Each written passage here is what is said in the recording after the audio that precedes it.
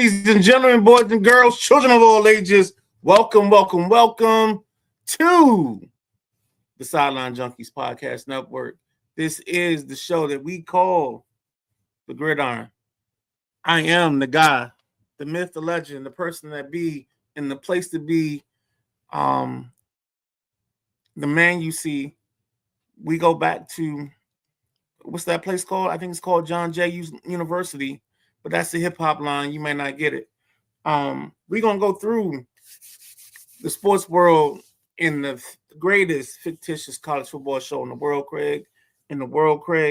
Um, this is the Gridiron. It's my guys doing their thing, playing college football on the PS5, college football 2026, and we're gonna start. We're gonna come out the gate swinging. Game one, week 9, 2026 season 2. Navy plays Notre Dame. Notre Dame 17, Navy 14. Good God. Total offense 292 yards for Notre Dame, 188 on the Russian side. Let's see what we got. 104 passing. Navy didn't really move the ball. I don't even know how Navy scored in this. Looks like this may have been a turnover type of situation or a big play. But Navy, 37 yards passing, 35 yards of total offense. So Navy goes down to number 19, Notre Dame. Let's kick over to the next ball game. Miami and Oklahoma. Miami, 448 yards. Oklahoma, 448 yards of total offense. 430 yards of that through the air. Only 18 rushing, 1 TD rushing. On the Miami side, we have 261 yards of total offense, 48 yards rushing, 213 of those yards through the air. Miami's ranked 23. Oklahoma's ranked number 20. Next on the ledger, we got Coach Powell and his his South Carolina Gamecocks. 35, Arkansas 18. Arkansas only gets 276 yards of total offense. 43 of those yards are rushing, 233 of those yards are through the air, 2 touchdowns passing. Coach Powell and his South Carolina Gamecocks, 146 yards rushing, 2 TDs, 236 yards passing, 3 passing touchdowns. Looks like Coach is getting it going on and making it happen. Next up is Clemson versus NC State. Coach Mark and his Clemson Tigers, 395 yards of total offense, 117 yards on the ground, 1 TD, 4 passing TDs on 278 yards passing. Coach Mark was lighting it up this week, letting them know what it is and what it be. And NC State only has 289 yards of total offense. 26 of those yards are through the ground, 1 passing TD, and then 263 yards through the air.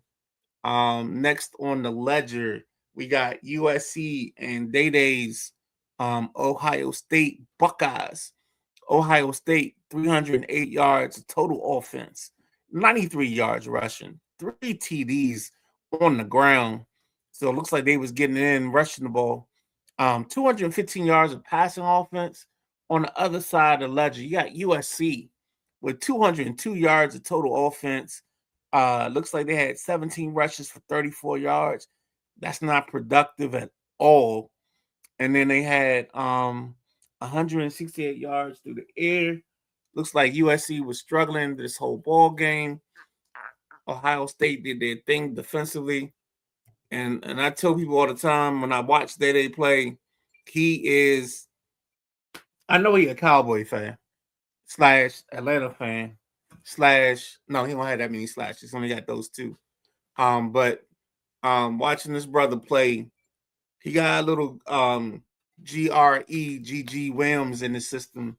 If you don't know that spells, that's Greg Williams. because he likes to blitz. He likes to be aggressive on the defensive side. He's one of the more defensive, aggressive teams that we watch. He's not the best defense, but he's aggressive. Um, Next up on the legend, we got Alabama, number 2 in the country, 38-14 over Texas A&M. These are all still week 9 stats for the league. Alabama, no, let's go Texas A&M. Texas A&M, 209 yards of total offense. 64 of those on the ground with one rushing TD. One passing TD with 145 yards. On the side of the ledger with Alabama, 410 yards of total offense, 156 yards rushing, 2 TDs rushing as well, 2 touchdowns in the air, 255 yards passing. And then let's get to Michigan. Michigan, this is the home of the trash talk. This is where the trash talk begins, ends, and starts, and will be, and forever will be. Coach Darnell, 333 yards of total offense, 202 on the ground, say less. 3 TDs, say less. Looks like he's got 131 yards passing with 2 TDs. Rutgers, only 7 points on the ledger. 160 yards of total offense. Looks like they got 4 yards rushing, 156 of those yards passing. His biggest rival, the guys at Penn State. Penn State, now ranked number 5 in the country, played Illinois. Penn State with 42 points. Illinois with only 14. Illinois' offense struggles. 275 yards of total offense. Only 72 of those yards came to the ground. 203 through the air. On the Penn State side, again, another run-heavy team in this league. They got 220 yards rushing with 5 TDs. Not 1, not 2, not 3, not even 4. We talking about 5. We talking about 5 times. We talking Booker T number of touchdowns for one team in this ball game through the ground. Passing yards, 115 passing yards. But when you get 220 through the air, I mean, you don't have to do much when it comes to the run game. So what we got is Penn State just dominating the field right now, dominating their opponents. And now we're going to transition real quick into week 10. But before we do that, we got to let you know what's happening on this brand tonight. Actually, I don't have that in here. So we'll just go to this real quick break. We'll just let you know who we are. Station identity for 10 to 15 seconds. Boom.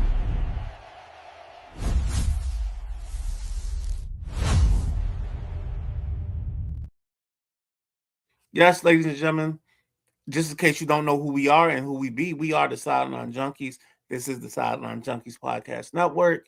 I am the Midnight Rider. This show is called The Gridiron. It is the greatest fictitious college football show in the world, Craig. In the world, baby. And what we do is we update you week to week on the league that we have going on, the teams playing each other, the guys that are in the league playing against each other. And we just do this for fun. This isn't like, ESPN Sports Center. This is their version of Sports Center, our version of Sports Center. So if you want to have some fun and kick it and come in and join a league that's just about having fun, I always tell people, we got the cigar and the lighter. So if you want the smoke, it's all on you, baby. So with that being said, we're going to jump into week 10 of our league and doing what we do. In week 10, we get the South Carolina Gamecocks coached by Coach Powell against the Vanderbilt Commodores. And in this ball game, it looks like Coach made it easy like Sunday morning, and he just zoomed past his opponents. 422 yards of total offense. 80 of those yards came off the ground with 2 rushing TDs, 1 passing TD, and 342 yards to total offense. The Commodores were able to put up only 16 yards rushing with one TD, 255 yards coming off the ground. Next up is the Michigan Wolverines. Those Wolverines, 49, Illinois 3. I'm telling you, when he does things like this is a bad man. Coach Darnell making things happen in the place to be, like I said, where you want to be. 441 yards of total offense, 132 yards of rushing, 4 TDs off the ground. Uh, looks like he had 3 passing TDs with 309. When you beat somebody 49-3, I'm just going to tell you right now and off the break, that just means you dominated them. And next up on the ledger for week 10, we got the O high O. And you got to emphasize that O, especially when they in this situation, the number 4 ranked team in the country, 327 yards of total offense, 230 yards on the ground with 3 TDs, 97 yards passing, and 2 TDs passing. Looks like they had some short fields, maybe. Ohio State doing dominant things. Purdue did get 334 yards of total offense, 69 yards rushing, 1 TD. They had 265 yards passing with 2 TDs on their side of the ledger.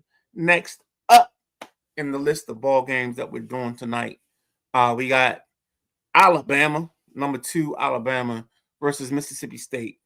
I don't know if you guys see the trend here, or are you seeing what I'm seeing? Do you know what I know? Alabama, number 2 ranked, 48 points. They only gave up 10.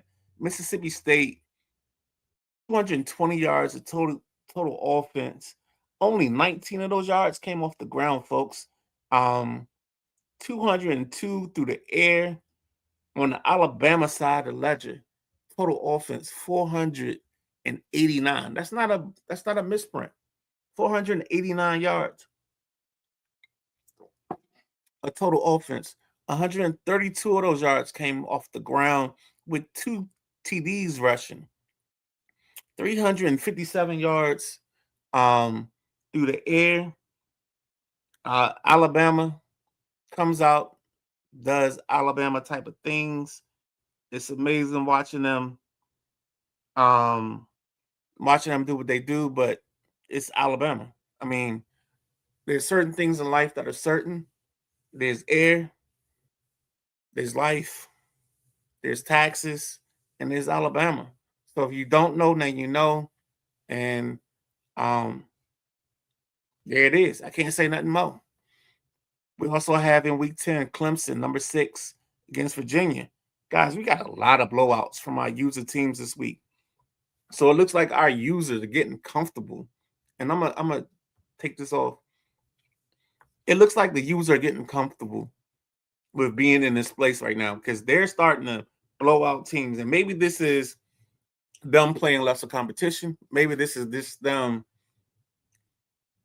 inserting their dominance. But we're starting to get to a place where our users are going to be in places where they can dominate this league. And I say that now in this way.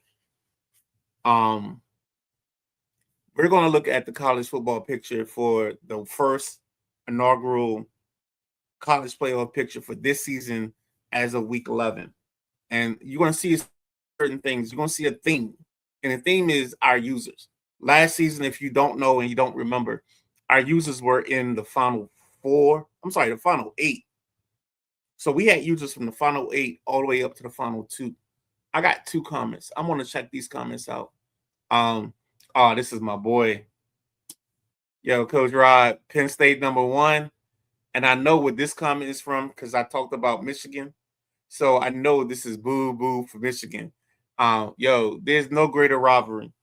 If a fictitious college football league needed their best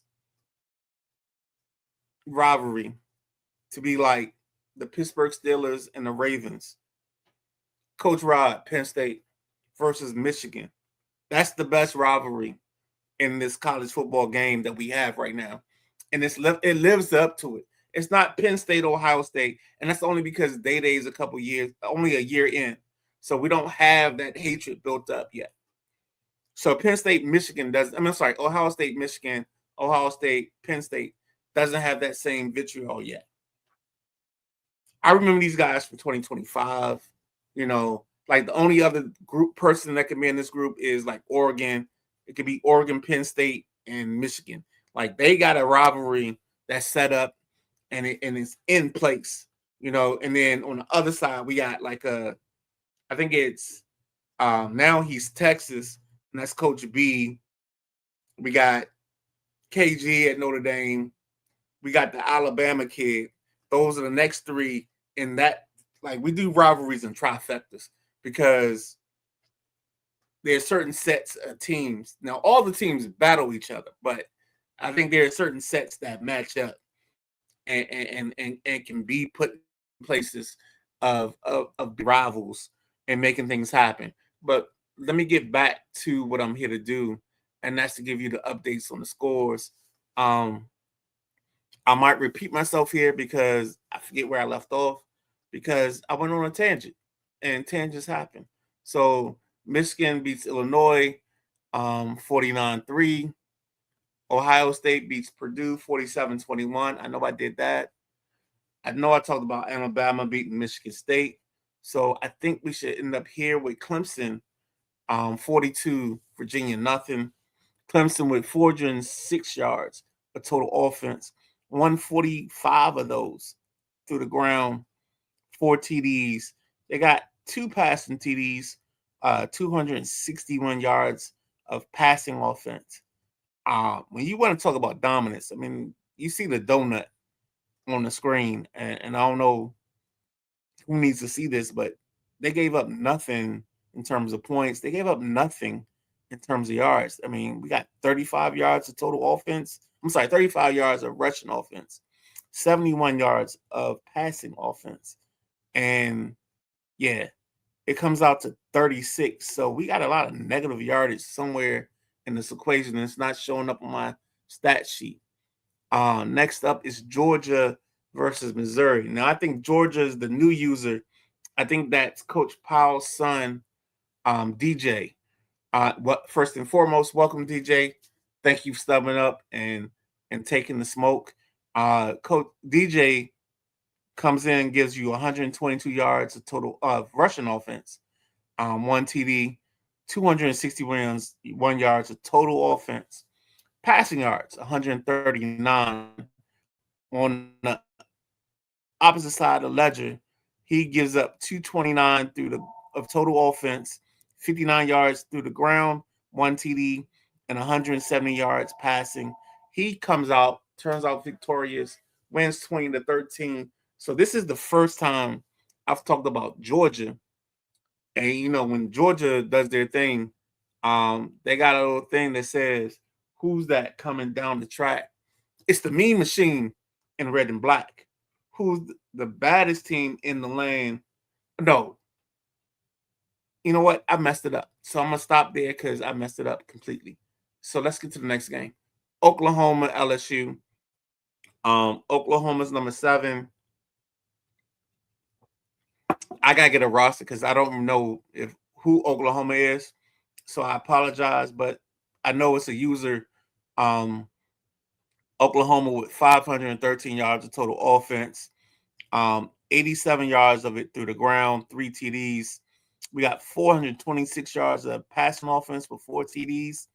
LSU, 393 of total offense.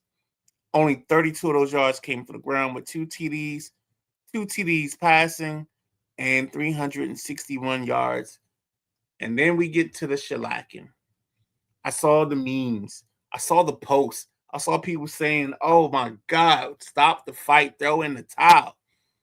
Number 1, Texas is on a mission. And that mission is to kick ass and chew bubblegum. And unfortunately for everybody in this league, they are all out of bubblegum. They beat they beat Pittsburgh 50-3. Texas has 16 yards of total offense. I mean, I don't even know how to describe it. It's 425 yards of total offense for Texas, 97 yards rushing, 6, not 1, not 2, not 3, not 4, not 5, but 6 passing TDs with 328 yards. I know there's been talk in the chat about the young quarterback that's at Texas right now, and it looks like he's doing bad things with bad intentions. Let me hit the comments again real quick before I go on. Okay, so Rod says Oklahoma is Hollywood. I'm not sure who Hollywood is, so I'll get back to that. And Coach Powell says I'm putting Texas under investigation. I don't know what the investigation is or how it will play out, but all right, Coach. I mean, you also fire everybody every week, so I don't even know if I got a job coming Monday on Pretenders and Contenders, brought to you at 7 p.m. on Mondays. And before that, you get drive time at 5 p.m. starring Matty Ice. And then tonight, if you want to be in the Sideline Junkies podcast network, you get tonight at 9 p.m., you get the WrestleManiacs. And then tomorrow morning, we tell you there's no better way for you to start your week than with the Sunday Rise at 11 a.m. So let me finish this out. We got next up, we got our first viewing of the college football playoffs as of week 11. And what you'll see is, as we like it, actually we love it, is when the teams in our league are heavily involved with the playoff system. And it looks like this year is no different. Right now, Tulane operates in the 12th spot. The 5 spot is Coach Rod. So if he wins that, we get Coach Rod versus Coach Day. Wisconsin is number 9 versus K-State. I don't think either one of those teams are user teams. So whoever comes to that plays Texas, who's been very dominant this year. As they go along, like I said, they've just been taking names. The next matchup is very intriguing. We got number 11 Oregon versus Clemson. If that holds pat throughout the end of the season, we get 2 users playing to see who gets to play Coach Darnell. And Coach Darnell is the guy that is he's always in the mix when it comes to this league and us making us being contenders. Let's say it that way. And Oregon is always a contender. Coach Marcus is in his second year in the league, and he's showed to be good. And this is gonna be a very intriguing matchup because if we had Vegas betting lines, that over under for Clemson Oregon might be somewhere in the 50s because these teams play offense. They believe in throwing the ball around the yard. Not to take away from their defensive prowess, but they are very offensive minded teams. So I would love to see that matchup going into Coach Darnell, who's kind of a ground and pound kind of guy. Pause. But the next matchup would be number 10, East Carolina versus Oklahoma. Hollywood. I got to get a profile on you. I don't know how you play the game. I haven't been able to watch the games lately just because of work situation. But you know, I look forward to seeing you play, and I would love to see Hollywood versus Alabama because that'll give me a definite profile of what to look for and what to understand. But the top 4 seeds: Texas, Coach BJ; 2, Alabama, Alabama kid; 3, Michigan, Coach Darnell; 4, Coach Day. So we got this on lock. So, and that's the part I love about this is like when we play and we do this league, like we come in this league, pause, because that didn't sound good. But the teams in this league are dominant and they make things happen. And this is the perfect thing. If you don't know, you won't know. If you don't understand, then you can't understand. But we make things happen in this league. And like I tell everybody, and I'll say it again, and I'll say it over and over. if you want the smoke, we got the cigar and the lighter. It looks like we added Hollywood. We added DJ, Coach Powell's son. If we added somebody else, guys, let me know. But we got 2 more people added to the league. That's Oklahoma, and I guess that's Georgia, if I'm taking this right or saying this right. So look, guys, let's make this league bigger and better and have fun with it, man. Let's take the opportunities. And before I get out of here, I'm up against the clock with 30 minutes, but just look at the top 25. It's loaded with teams. And before I even get out of here, I don't see them in the top 25, but I thought Memphis was making moves as well. Maybe they lost something in the stretch that I missed out on. But 1 is Texas, user team. 2, Alabama, user team. 3, Michigan, user team. 4, Ohio State, user team. 5, Penn State, user team.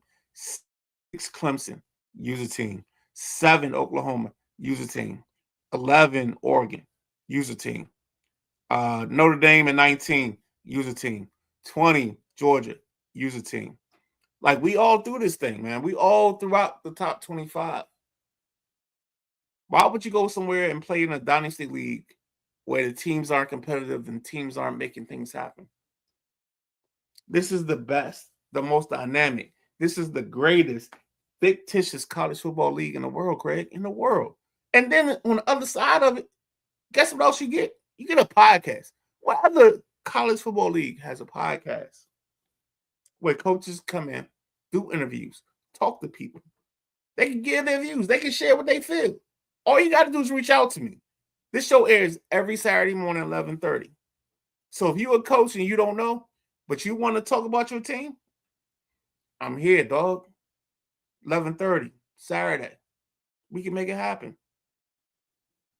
So there's no complaints. You can't complain about publicity because you are your PR team. You make whatever happens happen. I'm just here. I just do this for fun. Eventually, I'll get in the league and on the sticks and I'll play. But for now, I'm just here to promote you guys. So let's make it happen. If you want to jump in, I'll send you guys the link. I know BJ does the link every so often. But I'm gonna use this as my closeout. What more can you ask for? You got a league. You play in it, you get to have fun, and then you get a podcast to illustrate and emphasize the things that you've done all season long. I'm like Jim Harbaugh. Who's got it better than us? Nobody. And with that being said, this is the Gridiron. And like I said before, we are open to any users. We are open for competition because we like competition. And what we do in life echoes in eternity. So if you want to be in this league, you want to ride on the train, you want to do what it do and be in a place where teams compete and play for the highest stakes. There's only one place. There's only one thing you can do. You ask for the cigar, you ask for the lighter because you want the smoke, and the smoke is the Gridiron. Come holler at your boy. Make it do what it do. This is the Gridiron. See you next week. And we out.